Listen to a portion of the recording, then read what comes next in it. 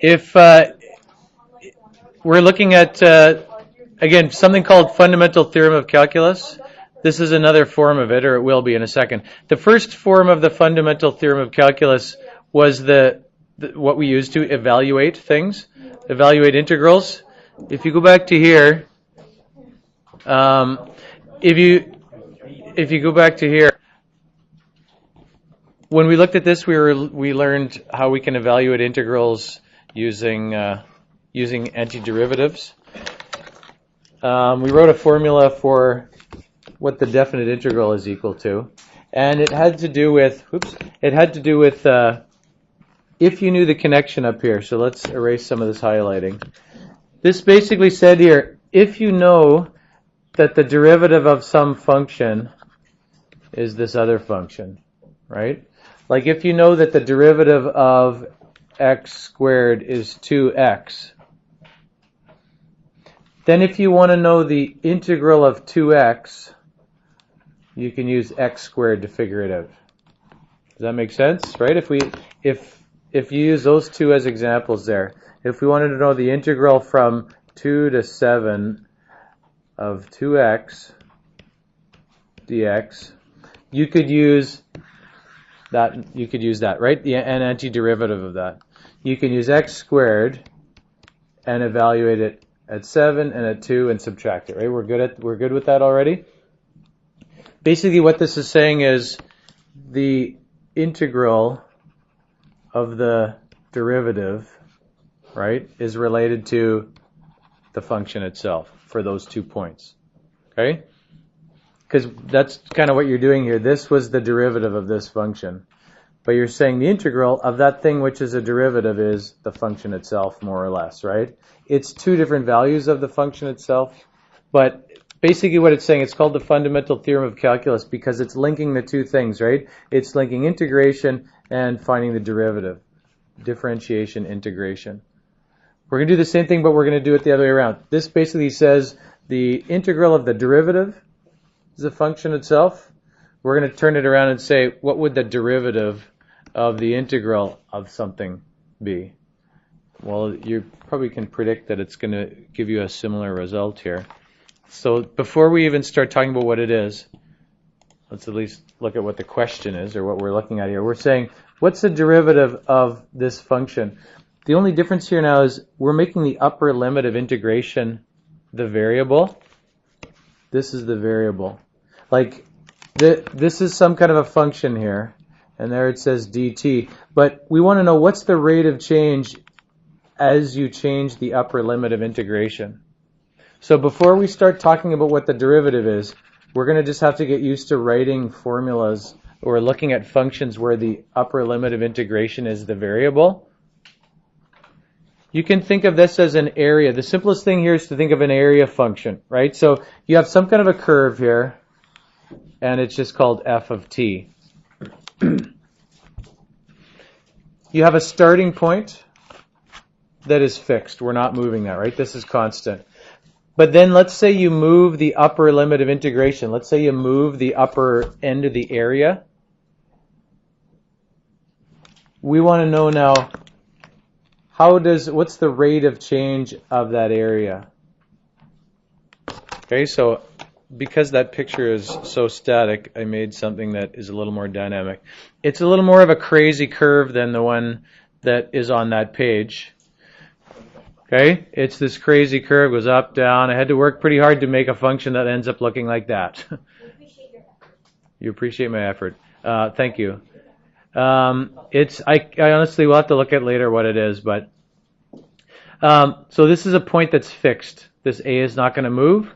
This x is going to move, and then this is the area. I have it so it marks the area on the axis, like just so you can see visually what's happening with the area. You could make it where it prints it out as a number, but I think this is going to give you an idea better of it going up, going down.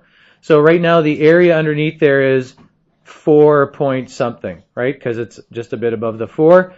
If you counted the squares here, 1, 2, 3, and then that would add up to a bit more than 4, right? So that's all that thing is telling you. This is telling you the area underneath there is 4 point something. Now, what we want to know now is, so first of all, as I move this, right, the area is obviously more. If I move x over there, if I end there, it's more. If I went down here, it's less. If I went right on top of it, which is not going to let me do, actually it will. It'll be 0, right? If I start going up to here, remember that area underneath is negative, right? Okay, area here is positive, then area is negative. So that thing on the side is telling you how the area is changing.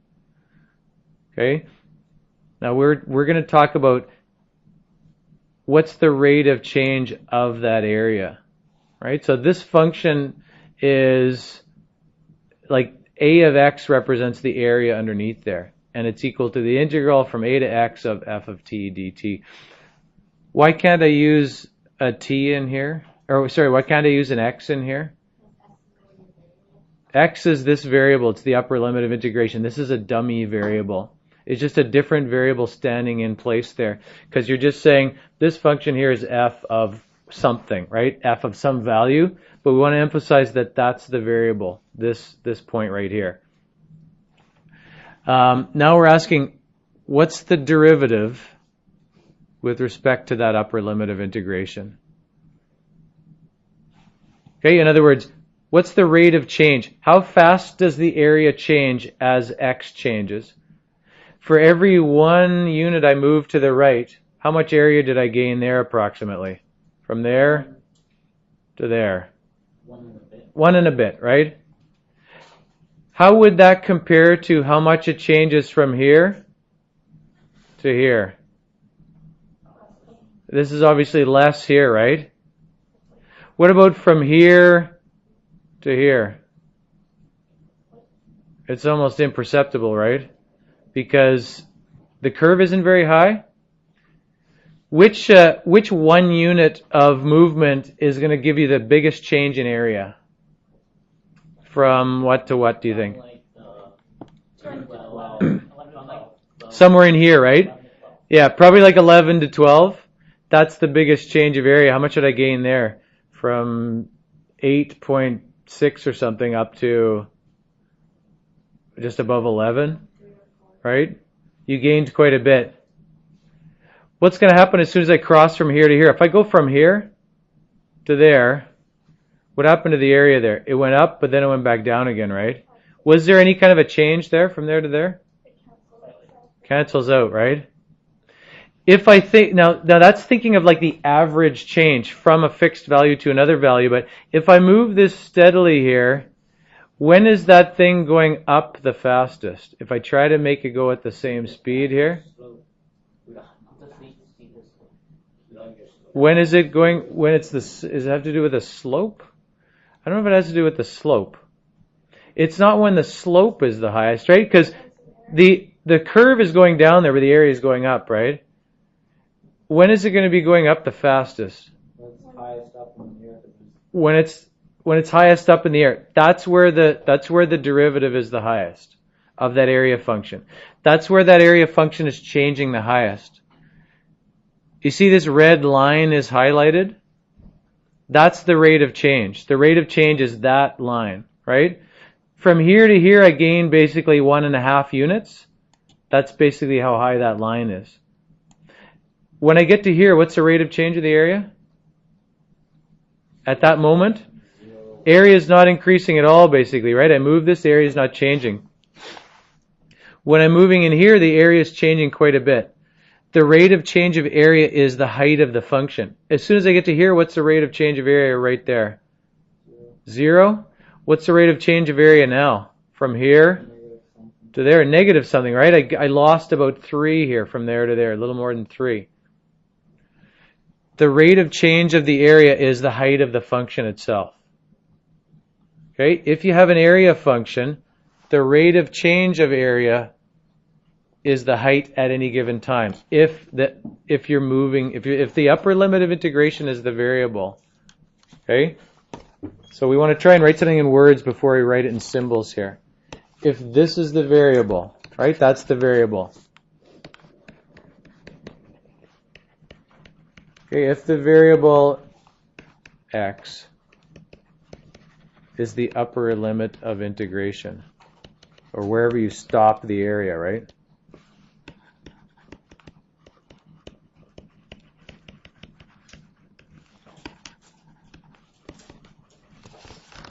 Okay, then the rate of change of area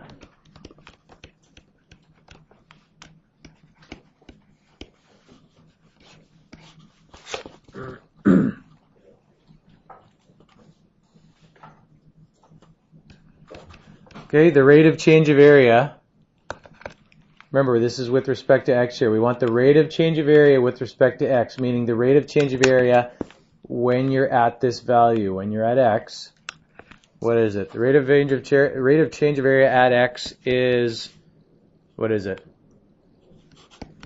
Just, can we put it in words first? The height of the function.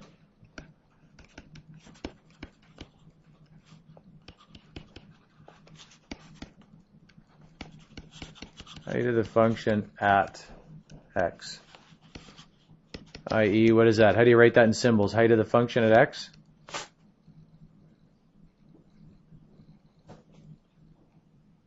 It starts with an f, it has an x in it, and it has two brackets.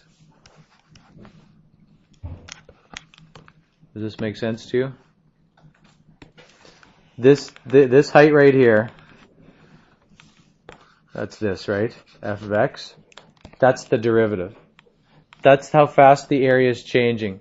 The area is changing more the higher the function is. If this suddenly went up here, it's going to be changing fastest there. If it dropped down to here, as soon as x gets to there, it's not changing at all, right? The rate of change of area is that height. Height of the function at x, f of x. As soon as you write it in symbols, it seems kind of weird. So first we're going to start with the area function, which is a, which is fixed, to x, which is a variable, of f of t dt. If we ask now, what's the rate of change of that as you change the x value? This means, with respect to x, means as you change the x value, how does the area change? As you change this number, how does the area change? What did we say that's equal to? Just f of x, right? F of x. T just stands for any value along here, right? That just stands, this is kind of like, this is the t-axis. You can't use x here because you're using x to be this variable as it changes. I know it's hard because you're saying you can, this curve requires that you can use any value along here, right? And normally you would just call that x and you'd use an x here, right? The problem is we want to use x for this specific one, although it's a variable as well too. It can move, right? So you're just using t in place of what you normally put there, right? The horizontal variable, because then you say this curve is f of t, but we aren't looking at this function. We're looking at this function, this area underneath that.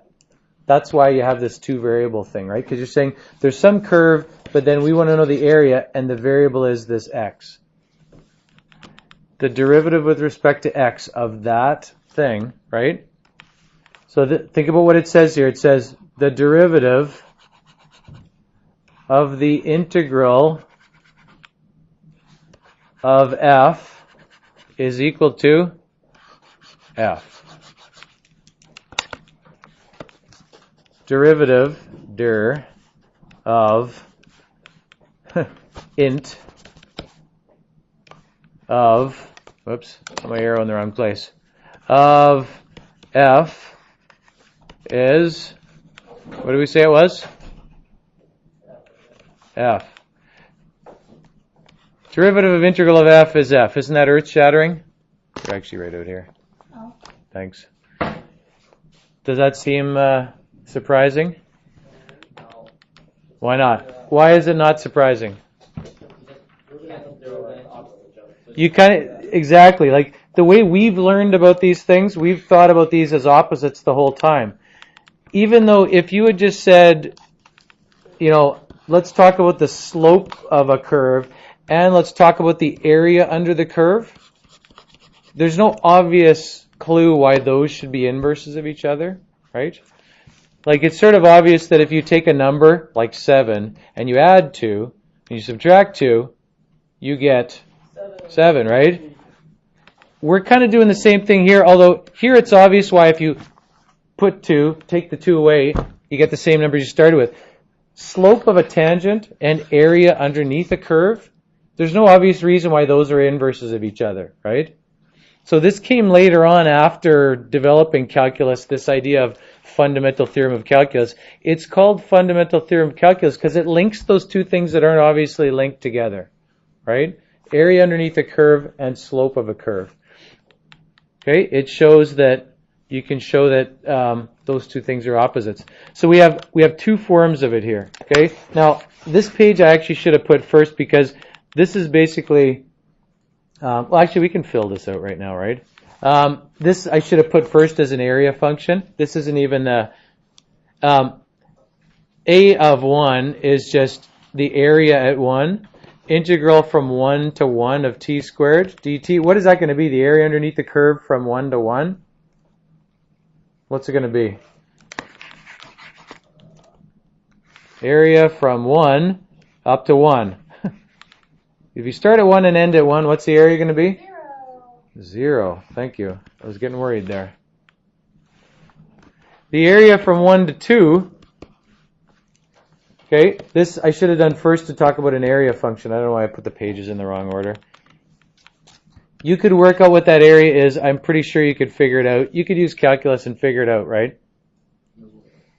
No, you can't? Do we really need to do this? So we got 1/3 t cubed, evaluated for 2 and 1. So we got 8/3 minus 1/3, so it's 7/3, 2 point something. Here's the thing we're saying here now. What's the rate of change at x of this thing?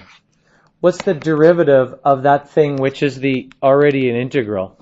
So we're saying another way to write this would be to say d dx of integral from 1 to x of t squared dt. We now have a shortcut to do that. Would you like to do the shortcut first, or should we do the long way first? Let's pretend we didn't know this miraculous fundamental theorem of calculus that you don't realize is miraculous yet, right? You don't realize the greatness of this. And I didn't either the first time I saw it. Yeah, big deal. You cancel that out, so what's the big deal? Who cares, right? Why are you making such a big deal of it like it's the greatest thing ever? Let's pretend we didn't know that there was a quick shortcut we could do on this. If you are like anybody else, that if somebody asks you to evaluate this, square root of 2 times 4 plus 1, what would you do? You do the stuff on the inside first, right? 8 plus 1, 9, 3, right? You would probably do the same thing here, but it might not be as obvious to you. This says derivative of integral of this thing. What order would you do that in? Yeah, well, like work this out first and then deal with the outside part. So this is the long way, the long cut, long way. And then we'll do the shortcut. If I was going to do this the long way, to keep track of things, I'm going to highlight this in yellow. And then we're going to figure out what the part in yellow is equal to. And then the last thing we're going to do is the derivative with respect to x. So we will put some square brackets. And we will say, how would I work that out if I wanted to figure out that integral? We've forgotten already? Integral of t squared. We have to do 1/3 t cubed, but we're doing it now from 1 up to x. This is again why you need a different variable here, right? Because if you're going to sub in this variable, you can't already have that variable there, right? We're going to do a nice job of just bringing this down. And if you sub that in, you got 1/3 x to the third minus 1/3 1 to the third equals derivative of what? 1/3 x to the third minus, what is this number here? 1/3. Okay, now you can actually evaluate this derivative of that thing. What's the derivative of that thing? The derivative of 1/3 x to the third is x squared, right? We're just undoing what we just did, right? We started with something squared. We found an antiderivative of it. And now we're going backwards. We're finding the derivative of that, right? X squared. What's the derivative of this constant here? -0, yes. Good old -0. Just x squared. Now, what was the shortcut before here? Let's go back and check out the shortcut. The shortcut said if you have some function where the variable is the upper limit of integration here, and you want to know the rate of change as you change that variable, all you need to do is kind of just sub this x in there into the function, and all of this stuff kind of cancels itself out, right? Now, we don't want to just think of it as crossing all that stuff out. We want to see how, it kind of undoes that. But you just have, it's the function itself. So when we had, what's the derivative of the integral from 1 to x of t squared? It's just take that thing right there and sub it in, because that's what it's going to be. Right? If you sub that in, and you just get x squared, right? Take that number, sub it in, you get x squared. Now, the big question people say is, but what about this? Why isn't that a part of it? Why isn't that a part of the final answer? Because it gets canceled out by itself. It gets canceled out by itself, meaning what? It's constant. Yeah, it's constant. Let's go back to the original picture. The original picture, which one of these was moving? X. This is a variable. When you ask for a rate of change and something is varying, that's contributing to the rate of change. Does this one move? Doesn't. This is a starting point. If I was to move the bottom one, now A is the variable here. Then you'd be interested in asking what's the rate of change with respect to A, right? You could move the beginning part, I guess, right? It only is affected by the one that is the variable, right? The upper limit, I'm moving the upper limit, so that's the one that's varying here. Not sure why that's taken so long to... It probably... Well, it hasn't completely frozen because I can move that around, but we'll go back to this. Okay? It's the upper limit of integration. If you want a prime of 3, all you need to do is say it's 3 squared. It's 9, right? If you want a prime of -2, what is it going to be? 4-ish. All right.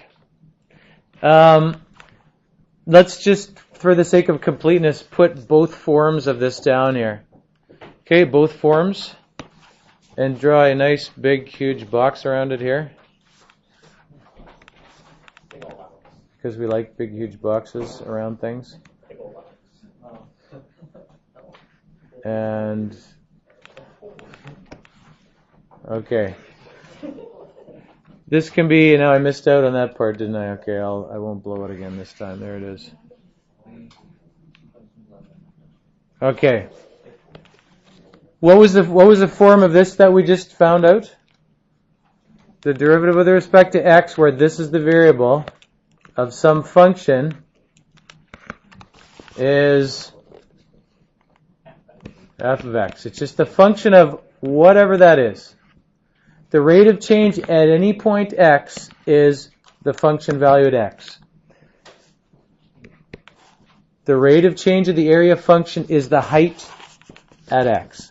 I don't know if that helps to write it down. If you think it does, write it down. Rate of change of area under curve from A to x is height at x.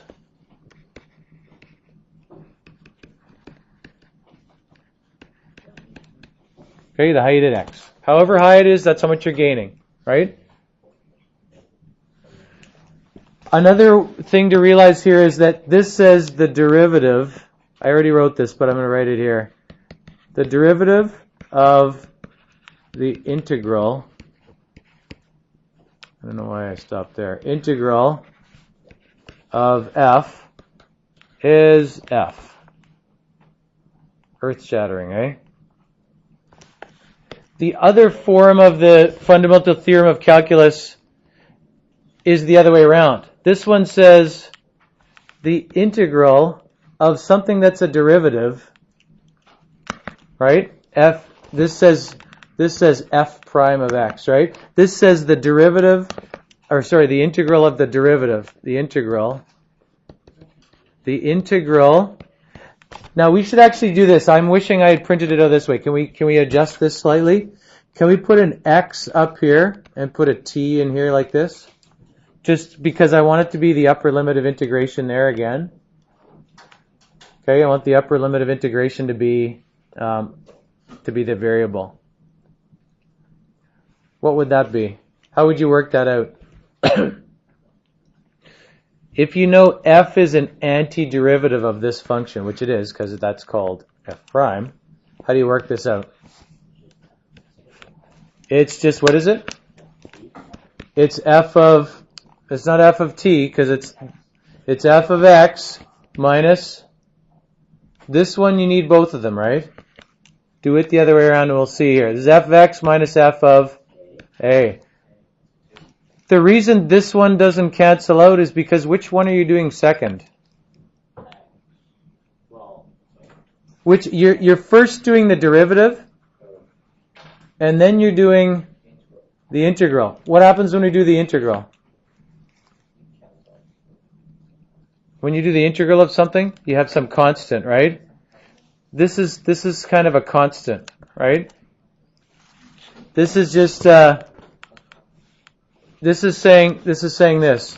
The integral of the derivative of f, right? Derivative of f is f plus constant. This is, whoops, I went too far there. This is this. And constant is just this value here, f of a. Remember, a doesn't move, so f of a is a constant. And you could write this rule down with a small f here. It doesn't matter, right? They use capital F because that's how we had it written before, but it doesn't matter here, right? If you do it this way, you're saying f plus some constant. Just do it one way there, just to work that out, right? If you have integral from a to x of the derivative of x squared prime, I don't know, it's kind of goofy notation, but except we should put in here dt, right? The integral of that thing that's a derivative, that's weird notation, but what's the derivative of that? It's 2t, but then when you integrate it second, right? Even if this is the variable in the whole situation, right? I guess this would be an x here because we got this prime thing here is going to have t in there, but no matter. 2t, but now you're doing the integral of that from a to x, right? This is going to be x squared minus a squared, right? This is some constant if a is a constant, right? This is all that matters. It's going to be a squared plus some constant. And it could be any constant, whatever that is. Because when you found the rate of change, it disappeared. Okay? We don't often do it that way. You mostly work the other way, rate of change of area function. This is not really a proof. I put this in here, but we actually already did it once, right? Up here, we did it the long way. You can do some of these the long way, i.e. the long way. If you do the, what do we know that what should the answer to this be when we're all said and done here? It should just be x. You can prove it to yourself if you do it the long way, right? You can say derivative x. We got 1/2 t squared evaluated from 1 to x. We have derivative. We have 1/2 x squared minus 1/2 1 squared. Derivative of that is just, the second thing's a constant, right? So it's just x. You can do them the long way and figure it out. The quick method, the shortcut, we already developed that. We're ahead of what I had thought we were going to do in here. You don't need to do every single question in here, right? There's a bunch of different functions. You can go through the really long way of doing this, or you can say, what is this going to be? The 3 doesn't matter for the rate of change. The only thing that matters is the variable. 1 minus sine squared x. You can just sub in that upper limit. If you turn it around here, you got to, sometimes you might be having t as the variable out here, and x might be the dummy variable, right? What would that be? E to the negative t squared. That's it, right? No constant on the end, no nothing, because you're taking the rate of the derivative, right? Rate of change.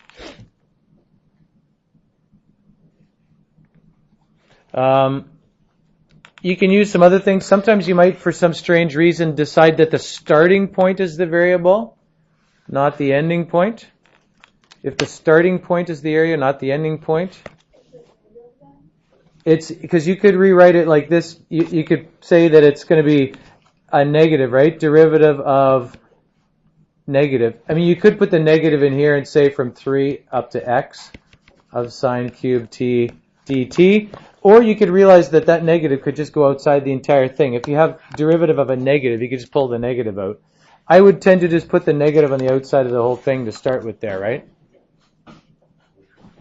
Equals whatever, sub it in, right? Negative sine cubed x. It's a very big negative sign. All right.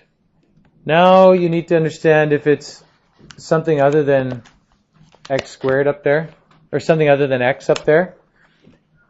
This is kind of like a function within a function, right? What do you need if you have the, oh no, that's not yours, is it? I forgot. What do you need when you have a function within a function? What rule do you need when you're finding derivatives? Chain rule? You need the chain rule.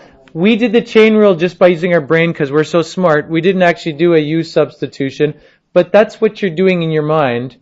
When you find the derivative of x sine, if you're doing square root of x cubed plus 1, if you're doing the derivative of that, you're basically doing a u substitution without actually writing the u substitution. If you were doing the derivative of that, you would probably just say, well, first I have to do the derivative of the outside. It's 1 over 2 square root of that stuff, right? That's basically like doing this. That's like saying, I'm going to pretend that the thing inside here is a u, and I'm doing the derivative with respect to u, and I'm going to times that by u to x, right? We did it in our heads. We said, let's pretend this is just a single thing, like u, and then let's do the derivative and not worry about the x, and then we'll multiply it by the derivative.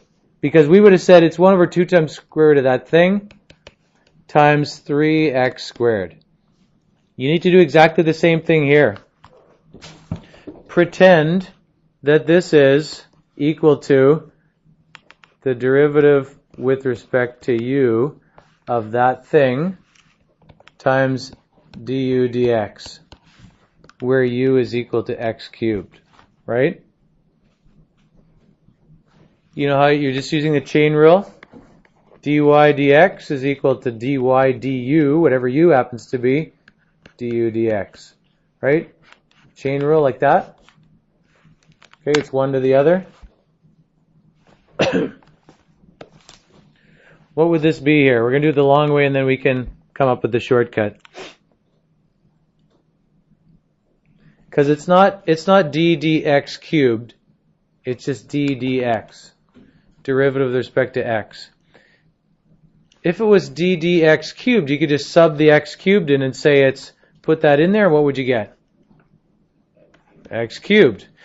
But it's the derivative with respect to x, so we also need to multiply it by derivative of that inside function, that thing? 3x squared. It's actually going to be 3x to the fifth. Okay, that's what that is. You need to multiply by derivative of the outside, right? If you're actually doing a formal kind of u substitution, that's that. And this is this thing, right? If you were doing this as a formal write it down substitution, you'd have to say integral from 1 to u of, I guess you'd have to say t dt still. And you'd have to work it out there.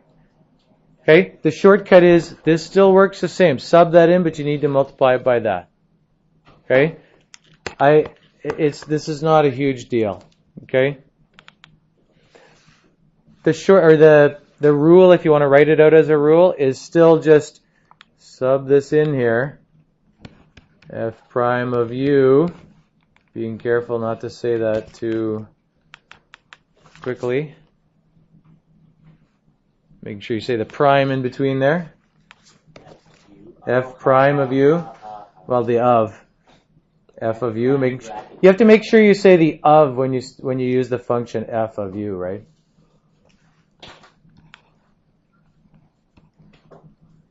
Times u prime, right? You could say u prime of whatever, u prime of x, right?